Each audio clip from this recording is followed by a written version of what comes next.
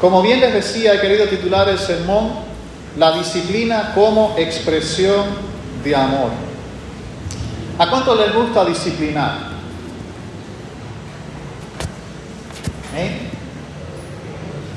¿Cuántos padres hay aquí? ¿A cuántos padres les gusta disciplinar?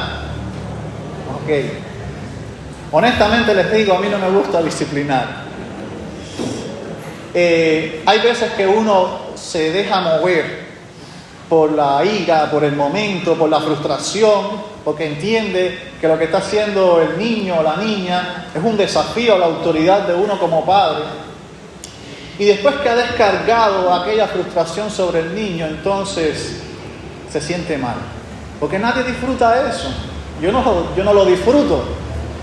Pero entiendo que la disciplina es necesaria. Y que no lo disfrute no significa que no sea necesaria. Hay cosas que a veces nosotros tenemos que hacer que no son de nuestro agrado, pero son necesarias. Y no hablo solamente de la disciplina, también podemos hablar de hábitos saludables que quizás no queremos tener, pero son necesarios. Dentro de esos hábitos saludables y de esas prácticas espirituales está la disciplina. El pecado que se menciona en este capítulo 5 de 1 Corintios es el pecado de inmoralidad sexual. Y la palabra que se usa en el griego es la palabra porneia, una palabra de la cual proviene también el término pornografía. Porneia era un término que solía englobar toda una serie de pecados sexuales, una gran variedad de pecados sexuales. Y como este término abarca tantos pecados de esa índole, Pablo, no obstante, define cuál es la inmoralidad específica que se está cometiendo en este capítulo 5 de esta carta. Él dice que el pecado es incesto, porque hay un joven que está con la mujer de su padre. Y aquí hay que analizar varias cosas. Vamos a empezar por las personas involucradas.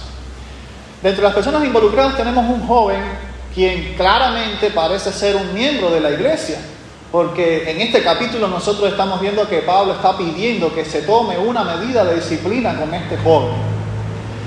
La mujer de la cual se habla parece ser su madrastra, porque no se habla de que él se está llegando a su mamá, lo cual sería también algo indescriptible. Simplemente se menciona a esta mujer como la mujer de su padre, o sea, entendemos que puede ser su madrastra. Y al parecer esta mujer no era miembro de la iglesia, porque si bien se le aplica la disciplina al joven, de ella no se dice nada, no se dice que haya que hacer algo con esta mujer. Y del padre tenemos muy poca información, no sabemos si el padre estaba vivo, si el padre estaba muerto, ni siquiera sabemos, al menos Pablo no lo dice, si los dos, padre e hijo, convinieron en tener la misma mujer, lo cual es una abominación, según la palabra de Dios. Hay cosas ahí que no tenemos claras, ¿verdad? Pero Pablo, aunque no tiene claras muchas cosas del asunto, o al menos no nos deja ver la claridad del asunto, sí decide juzgar este suceso a la luz de la palabra de Dios. La base que él está usando es el Antiguo Testamento, la ley. Y específicamente, él está citando algunos pasajes. Por ejemplo, está citando Levítico, usando Levítico 18:8 para condenar ese pecado. Dice, la desnudez de la mujer de tu padre no descubrirás. Es la desnudez de tu padre. También está usando de base Deuteronomio capítulo 22, versículo 30, cuando dice, ninguno tomará a la mujer de su padre, ni profanará el lecho de su padre. Y Deuteronomio 27, 20, donde también hay una advertencia fuerte. Dice, maldito el que se acostare con la mujer de su padre, por cuanto descubrió el regazo de su padre, y dirá todo el pueblo, amén. O sea, no estamos hablando de un pecado cualquiera, estamos hablando de un pecado grave. Al menos en la ley podemos encontrar la gravedad de este asunto. Es muy probable que, sin embargo, en todos estos pasajes Pablo esté haciendo un énfasis especial en estos de Deuteronomio. El 27:20 habla de una maldición para el que cometa semejante pecado. Y el 20:30 se encuentra en un contexto, cuando uno lee Deuteronomio 22, se da cuenta que hay un contexto donde se mencionan muchos pecados sexuales y a todos ellos se les define como abominación. Incluso la pena, la manera de lidiar con ese pecado, Dios dijo que era por medio de la expulsión de esta persona. Claro, ellos usaban un tipo de expulsión un poco drástica. Ellos usaban la pena de muerte para erradicar ese pecado. O sea, apedreaban a la persona por semejante pecado. Hoy nosotros no vamos a apedrear a ningún miembro de la iglesia por cometer un pecado sexual.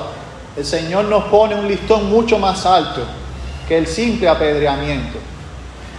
Esta puede ser la mejor referencia a lo que Pablo tuvo en mente cuando refirió en el final del verso: no deberíais más bien haberos lamentado para que fuese quitado de en medio de vosotros el que cometió tal acción. Y me llama la atención porque aun cuando el pecado produce en ti incomodidad porque se está haciendo algo malo, porque se está ofendiendo a Dios, porque se está manchando la pureza y la santidad de la iglesia, Pablo está dolido. Pablo dice, no se debieran lamentar por lo que está pasando, que no es algo tan fácil de tolerar. Incluso dice que es algo tan intolerable que incluso dentro de los propios gentiles es algo que no se suele mencionar. Y estuve buscando en qué sentido, y es que algunos escritores no cristianos, cuando hablaban de este tipo de delito, porque era un delito, hablaban en términos realmente muy negativos. Incluso hablaban de que eso podía causar en algunos lugares que la persona fuese desterrada por cometer semejante acto. Este capítulo 5 nos deja ver que la disciplina dista mucho de ser un acto de ira o una reacción acalorada ante lo mal hecho. Yo quiero que entendamos en esta mañana que la disciplina es una expresión de amor. Difícil cuando estamos acalorados ante algo que está mal hecho, pensar en el amor en vez que en un sentido justiciero. Pero Pablo nos exhorta a que nosotros tengamos en mente el amor como la base para disciplinar. ¿Por qué la disciplina debe ser una expresión de amor? En primer lugar, porque la disciplina busca la restauración de la persona.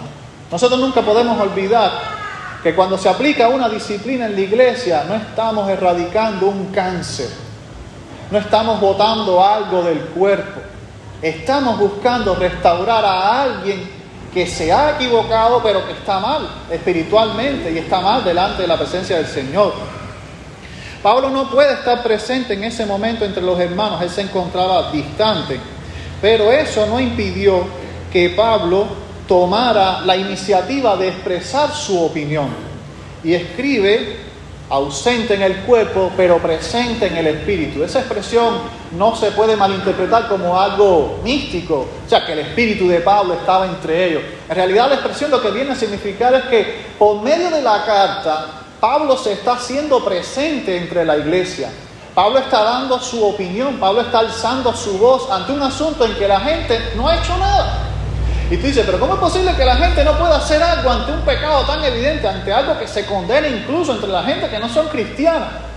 Bueno, como ellos sabían que ese tipo de acto podía denigrar el estatus social de la persona que estaba cometiendo el pecado, parece que ellos en su sabiduría humana dijeron, no, aquí lo mejor es, no se habla del asunto, punto en boca. Pero déjenme decirles que eso no es un acto de amor. Porque a veces pensamos que un acto de amor es proteger la integridad de la persona, proteger la imagen de la persona. En realidad, eso es un acto de hipocresía y de mentira. Porque el no decirle a la persona que está mal, lo que está haciendo es hacerle más daño del que ya se está haciendo la persona. Y nosotros no podemos aprobar esas cosas porque entonces no estaríamos amando a las personas. Si ni siquiera a nuestros hijos se lo permitimos por el bien de ellos. Yo recuerdo que en una ocasión tuve que enfrentar a un hermano que estaba haciendo algo que no era correcto.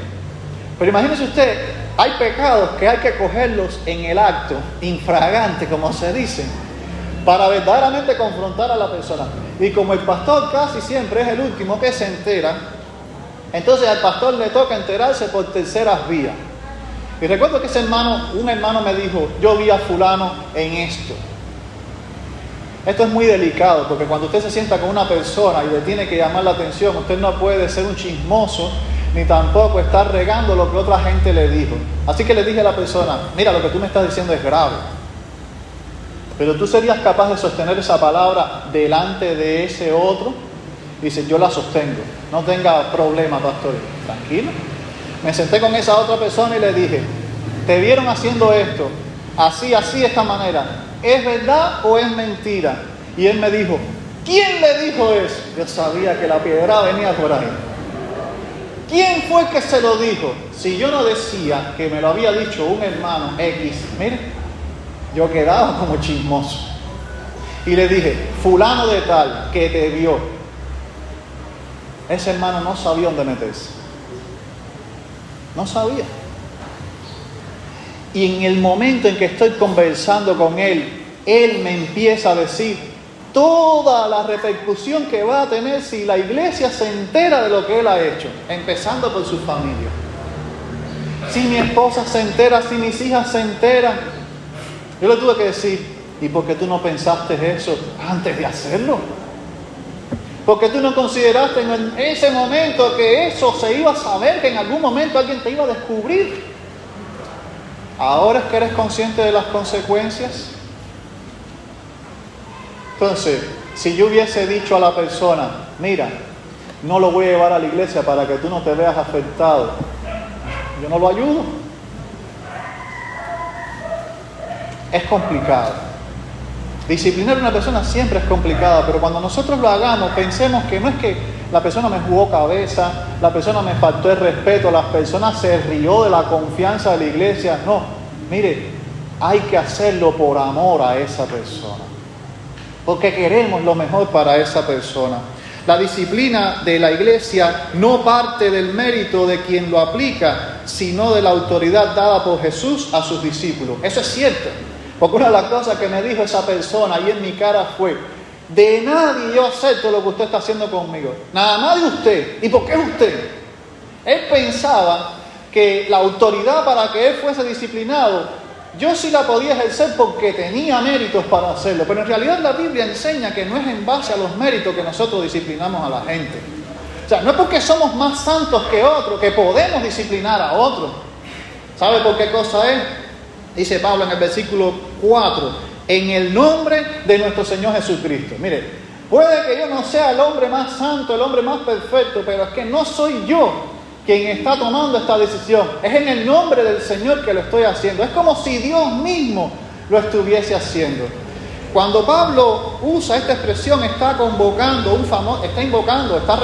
un famoso pasaje que está en Mateo capítulo 18, versículos del 15 al 20, en los cuales Jesús está diciéndole a las personas, mira, si tú tienes algo contra alguien, ve y habla con esa persona. Y si no te oye a ti, entonces trae a 2 o 3, para que en boca de 2 o 3 quede toda palabra. Y si no oye a los testigos, tráelo a la iglesia, para que en boca de la iglesia se pueda resolver el asunto. Y si no oye a la iglesia, entonces, tenlo por gentil y publicano. Ya no hay más remedio. Tú has pasado todas las etapas para restaurar a la persona. Tú has querido llevar a esta persona desde un plano privado, evitando el escándalo, para que en algún momento la persona reaccione y diga, estoy mal, tengo que cambiar, necesito tener un arrepentimiento en mi vida, esto no puede continuar. Pero si muchas veces nos dejamos llevar por la ira y por el enojo, ¿qué es lo primero que hacemos? Violamos todo el proceso y traemos a la persona directo a la iglesia, y se pudo haber evitado el escándalo. Cuando Pablo dice, en el nombre del Señor, reunidos vosotros y mi espíritu con el poder de nuestro Señor Jesucristo, porque no es por nuestros méritos que nosotros disciplinamos a la gente. Es por el poder y la autoridad de Jesús. Todo lo que hacemos, lo hacemos en el nombre del Señor. Déjeme decirle que no hay una persona que ame más a ese hombre o a esa mujer que el Señor, quien dio su sangre en la cruz por perdonar sus pecados. Recordemos que la disciplina tiene mucho que ver con el amor de Dios. Aún la medida más drástica busca la restauración de la persona. Dice el verso 5, el tal sea entregado a Satanás para destrucción de la carne, a fin de que el espíritu sea salvo en el día del Señor. Y esta es una expresión bastante fuerte, porque tú dices, bueno, ¿cómo es que una persona que está siendo disciplinada, pero que uno quiere que sea restaurada, la entregamos al diablo? No le estamos soltando a los leones, el diablo no va a desguazar a esa persona. Mire, cuando Pablo está diciendo que esa persona sea entregada a Satanás, Pablo lo que está queriendo decir es que ya que no ha podido responder a ninguno de los niveles de llamado de atención de la iglesia, hay un punto en el que ya usted no puede lidiar con la persona, porque un hermano se arrepentiría de su pecado. Pero cuando la persona persiste, y es interesante porque esta persona no es que se acostó una vez con la mujer de su padre, sino que dice que tiene a la mujer de su padre. Ese verbo tener implica que eso era una relación mantenida y sostenida. Así que Pablo está diciendo, con él ya no hay más remedio. Hay que aplicar la medida extrema. Entrégalo a Satanás. Y entregarlo a Satanás significa ponlo en un contexto donde se vea sin ningún apoyo de la iglesia. Y uno dice, eso está fuerte, pastor. Eso está fuerte, porque eso es como botar a la persona a los perros. Mire, pero lo que no nos hemos dado cuenta es que ya esa persona se ha expulsado a sí misma porque no ha querido cambiar su vida. Y aquí nosotros no vamos a estar botando gente tampoco así como si esto fuera una purga donde hay que eliminar todo lo malo, porque tendría que empezar por mí, por supuesto. Pero este es el punto en el que cuando una persona no entiende ningún llamado de corrección, ningún llamado de disciplina, hay que dejar a la persona a su propia decisión. Y por eso cuando Pablo dice el tal sea entregado a Satanás para destrucción de la carne, significa hay que dejar que esa persona esté en una situación en la que, como el hijo pródigo, tenga que chocar con la realidad y se dé cuenta de que antes con Cristo le iba mejor y que ha cambiado lo mejor por lo peor.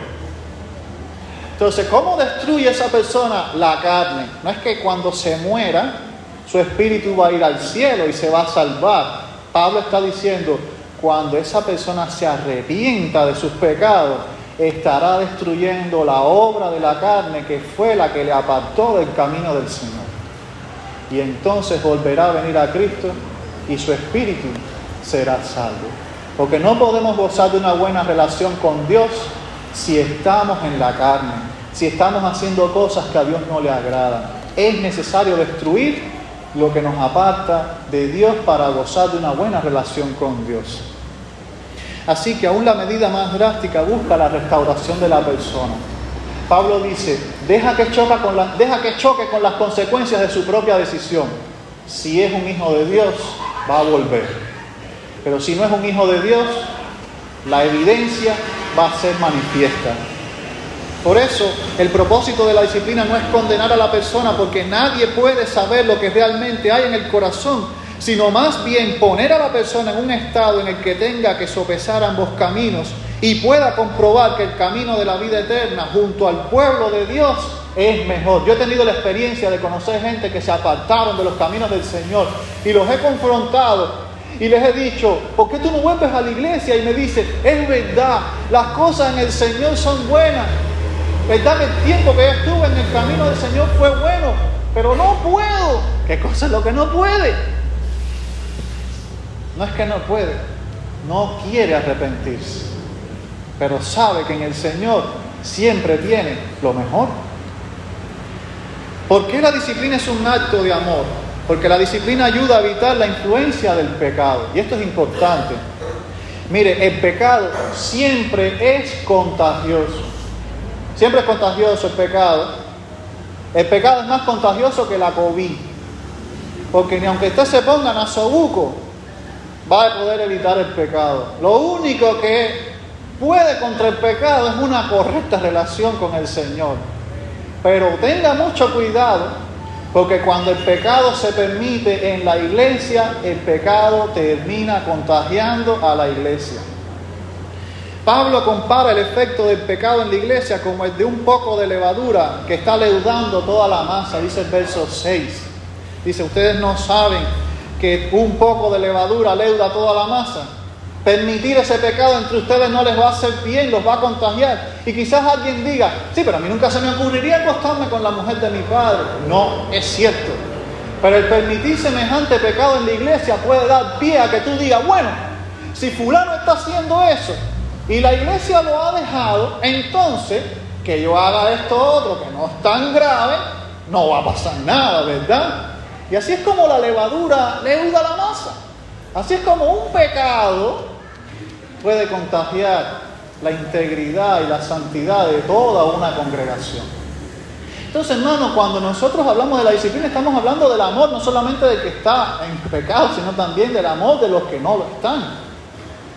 No siempre tiene que ser el peligro de cometer el mismo pecado, sino que también puede ser el sentir que tenemos licencia para pecar y no tenemos licencia para pecar. En Cristo nosotros somos una nueva criatura. Y Pablo dice, ustedes son como una masa nueva, pero sin levadura. Porque en Cristo Jesús, quien es nuestra Pascua, ustedes se limpiaron de todo eso. ¿Qué fue lo que nos trajo a Cristo, hermanos? ¿Qué fue lo que nos trajo a los pies del Señor? No fue que estábamos viviendo una vida desordenada, una vida que era un desastre, una vida que no valía la pena vivirla. ¿Y cómo ahora vamos a permitir las cosas que un día condenamos cuando nos arrepentimos de nuestros pecados? Eso no puede ser. Pablo está hablando de que en esta nueva condición que nosotros tenemos, debemos disfrutar la bendición de que todas esas cosas que antes eran un problema para nosotros, ahora no lo son. Pero también es cierto que tenemos que vivir constantemente dependiendo del Señor, porque por otro lado la vieja naturaleza pecaminosa todavía nos acecha para corromper nuestra vida en Cristo. Y cada día necesitamos sacudirnos de esa vieja naturaleza. No permita la levadura en su vida. La levadura es un símbolo del pecado en este pasaje. La disciplina ayuda a mantener el espíritu de celebración entre los hermanos. El pan sin levadura, al cual Cristo lo relaciona con su cuerpo entregado por el bien de todos, sigue siendo su cuerpo, pero ahora representado por la santidad de su iglesia. Por lo tanto, participar de los panes sin levadura de sinceridad y de verdad significa para Pablo poder mostrar el testimonio del verdadero pueblo de Dios. Cuando hablamos de panes sin levadura, viene a la mente la Santa Cena. ¿Y qué es la Santa Cena? La Santa Cena no es la expresión de que somos un cuerpo en Cristo, de que estamos unidos en el Señor, de que el Señor nos compró con su sangre. No puede haber pecado en la iglesia. Porque eso no es lo que estamos diciendo cuando tomamos la cena del Señor. Mientras que la levadura es un símbolo de las obras de la carne, las cuales vino a destruir Cristo, los panes sin levadura son la señal de un pueblo rendido a los propósitos de Dios, que no se jacta en su presencia, sino que se gloría en el Señor. Ninguno de nosotros se puede jactar en la presencia del Señor. A ninguno de nosotros se nos puede ocurrir que lo que le pasó a fulano o lo que le pasó a fulana, a mí no me va a pasar. Porque todos somos débiles. Porque todos estamos en la carne. Y porque aunque no te pase el pecado de fulano o de fulana, habrá otro pecado que sí puede destruir tu vida. Ninguno de nosotros sea jactancioso. Más bien, humillémonos delante de la presencia del Señor. No andemos diciendo, eso le pasó por esto, o esto le pasó por esto otro, porque a ti también te podría haber pasado otra cosa. Potencialmente, todos nosotros podemos caer. Potencialmente, todos nosotros podemos tropezar. La pregunta es, ¿quién quiere tropezar? Nadie. Y Pablo advierte, ¿verdad?, que el que mire, el que piense estar firme, mire que no caiga. Por eso, en último lugar, la disciplina es una advertencia del juicio de Dios. Muchas veces disciplinamos a nuestros hijos porque cosas que parecen ahora insignificantes podrían tener mayor repercusión en el futuro. Y parece una bobería. Incluso algunas de estas cosas nosotros se las aplaudimos y se las reímos. Pero no se crea, porque lo que hoy parece una tontería, mañana puede ser una gravedad. No podemos salir del mundo pero debemos apartarnos del mal. Sí, porque uno dice, disciplinamos a fulano por fornicario, pero mira, en mi trabajo, ¿cuántos fornicarios no hay? Somos unos hipócritas. O disciplinamos a fulano por ladrón, ¿y cuántos ladrones no hay en mi cuadra? ¿Y cuántos mentirosos? Bueno, si ese fuera el caso, dice Pablo, entonces hay que salir del mundo, porque donde quiera que usted esté, siempre va a haber un fenómeno como ese, ¿verdad? Pero eso no es lo que Pablo quiere decir.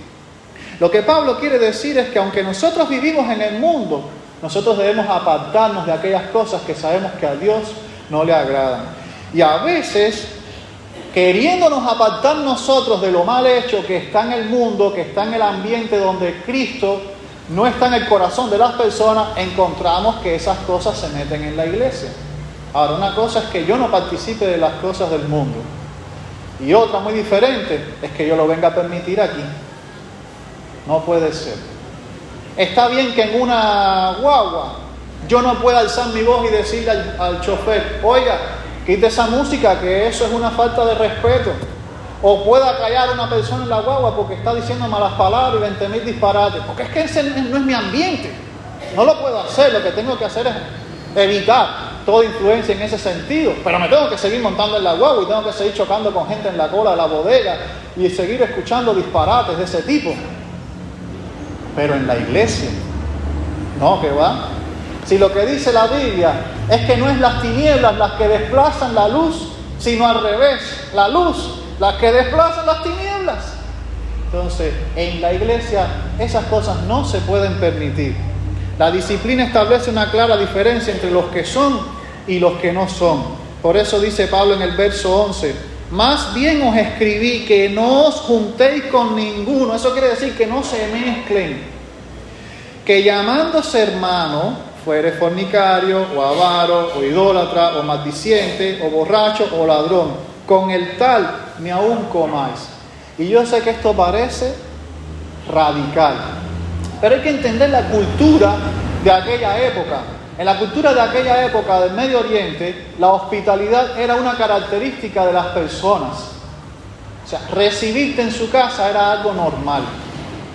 Pero a veces el recibir a la persona parecía también como algo obligatorio. Recuerden la parábola de Jesús de aquel hombre que dice que viene a medianoche y le toca la puerta a su amigo y ya todo el mundo está acostado y el amigo le dice, oye compadre, estás apretando, mi mujer y mis hijos están acostados y tú vienes a esta hora, pero dice que por lo inoportuno, él se va a levantar y le va a dar lo que está pidiendo. Un poco hablando de esa costumbre hospitalaria que había en aquella época. Esa costumbre trascendió a la iglesia y la iglesia gustaba de compartir. Hechos nos dice que ¿qué hacían los hermanos? Compartían en las casas, se recibían unos a otros, pero a veces en ese recibir a tantas personas se podían recibir personas que no estaban de acuerdo con el evangelio.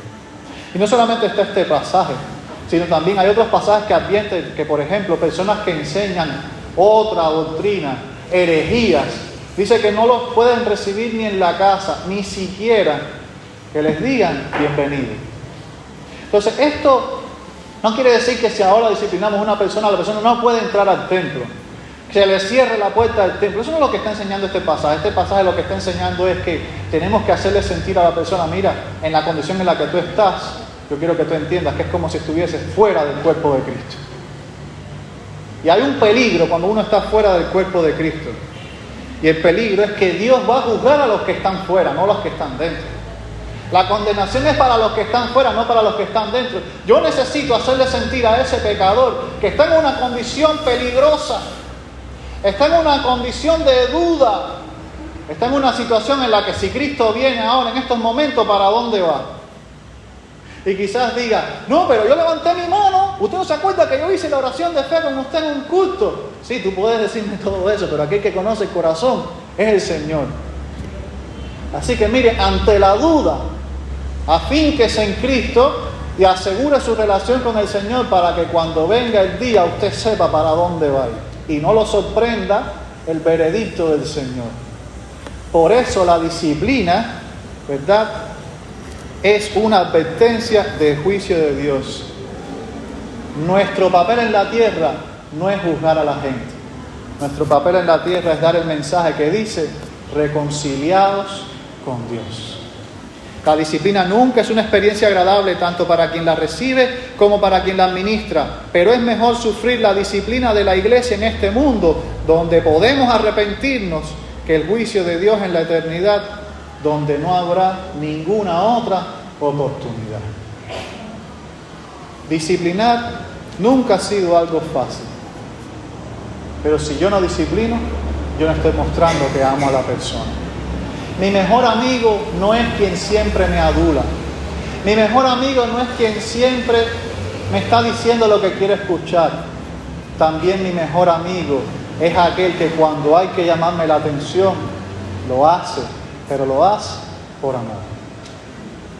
Hermanos, la disciplina en la iglesia siempre debe ser una expresión del amor de Dios, porque busca la restauración de la persona, porque ayuda a evitar la influencia del pecado y porque es una advertencia del juicio de Dios. Que el Señor nos ayude a vivir en santidad y que cuando nosotros tengamos que tristemente disciplinar a alguien, recordemos algo: el camino del amor siempre es el mejor. Esa es una persona por la cual Cristo derramó su sangre. No estamos botando un gajo podrido. No estamos botando un aguacate echado a perder. Estamos sufriendo porque alguien a quien nosotros apreciamos se ha salido del camino. Y dice la Biblia que si tú ves a tu hermano salirse del camino y le haces regresar, has salvado de muerte un alma y cubierto multitud de pecados. Padre, gracias por esta mañana, gracias, porque en ti, Señor, entendemos lo que es amar a otros. Y sabemos que vivimos en un mundo caído, lleno de tantas dificultades y de tantos problemas. Hay muchos tropiezos para tus hijos. Pero en todas estas cosas tú has prometido estar con nosotros. Y tu palabra dice que si el justo cae 7 veces tú lo levantas. Señor, llena nuestra iglesia de tu amor de tal manera que si en algún momento necesitamos la disciplina para alguien o en cuanto a algo, nosotros nunca olvidemos que tú diste a tu Hijo en la cruz para perdonar todos nuestros pecados. Que nunca olvidemos que esa persona que hoy estamos disciplinando pudiera el día de mañana ser cualquiera de nosotros. Y que si algún día, Señor, estuviésemos en semejante situación, nos gustaría que mostraran con nosotros el mismo amor que un día demostramos con aquel que lo necesitó. Gracias por tu amor. Gracias por esta iglesia. Protégenos del mal. En el nombre de Jesús. Amén, Señor.